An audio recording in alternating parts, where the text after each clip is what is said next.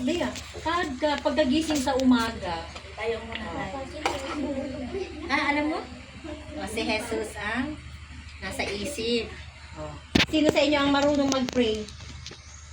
Mag-pray ba mo tayo, sis? Sige, para maganda yung sa atin, mag-pray muna tayo, ha? Sige, tayo na muna. Kasi yung mga bata namin sa ibang barangay, marunong sila mag-pray. Kaya simula ngayon, mag-aral kayo mag-pray. Kasi amin kung bakit.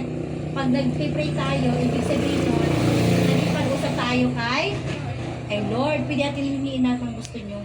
Ay Lord, bigyan nyo pa ako ng talino para mag-excel ako sa klase. With honors ka, oh. Kaya lang, kasama yung pagsisikap doon, dapat mag-aaral din kayo.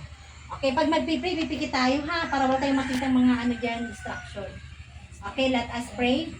Dear God, salamat Panginoon sa biyayang ito na binigay sa amin, na idinako niyo po kami sa lugar na ito upang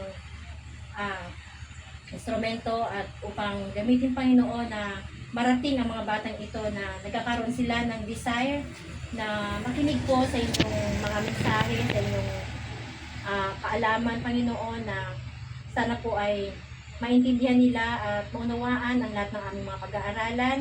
Doon din po sa mga magulang ng mga batang ito, magkaroon din po sana sila ng desire na makinig po sa inyong mensahe, sa inyong gawain. Salamat po sa paggabay nyo na nakarating po kami ng ligtas at ingatan nyo rin po kami